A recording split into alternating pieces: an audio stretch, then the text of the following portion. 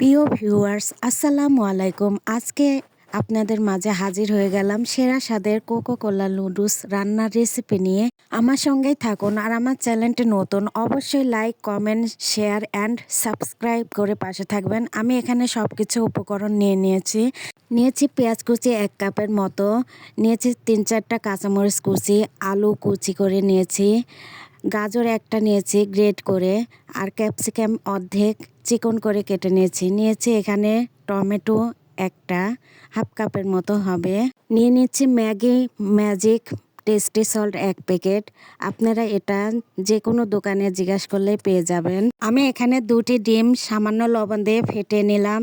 এবার আমি লুডুসের প্যাকেটটা খুলছি। আমি সম্পূর্ণটাই রান্না করব, আর আমি মাঝখান দিয়ে ভাঙবো না, আপনারা চাইলে মাঝখান দিয়ে ভেঙেও রান্না করতে পারেন। লুডুসটা ফুটন্ত গরম পানিতে রান্না করার চেষ্টা করবেন। আমার পানিটা দেখেন কত ফুটন্ত।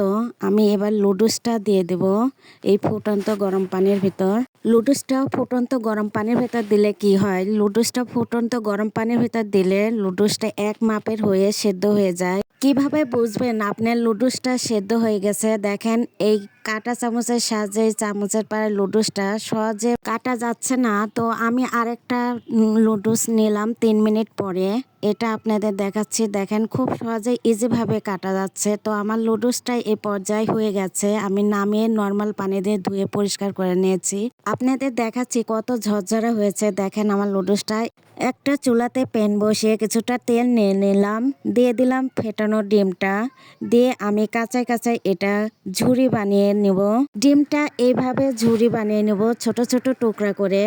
ডিমটা আমার ঝুরি বানানো হয়ে গেলে আমি সাইডে রেখে দেবো। এবার একই প্যানে আমি কিছু তেল নিয়ে নিচ্ছি প্রায় 1 কাপের মতো, দিয়ে দিচ্ছি পেঁয়াজ কুচি 1 কাপ, দিয়ে দিচ্ছি 3-4টা কাঁচামরিচ কুচি, দিয়ে আমি সুন্দর মতো লাল হওয়া অবধি ভেজে আমি এবার দিয়ে দেবো।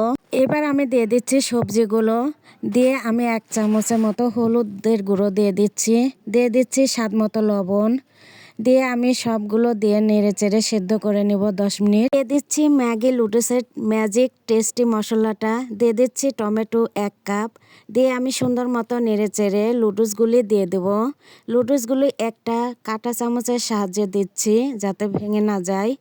সুন্দরভাবে নেড়ে চেড়ে মাখিয়ে এবার আমি ডিম ভাজাগুলো দিয়ে দিলাম, দিয়ে একটু নেড়ে চেড়ে আমার লুডুসটা রান্না পুরোপুরি পারফেক্টভাবে হয়ে গেছে।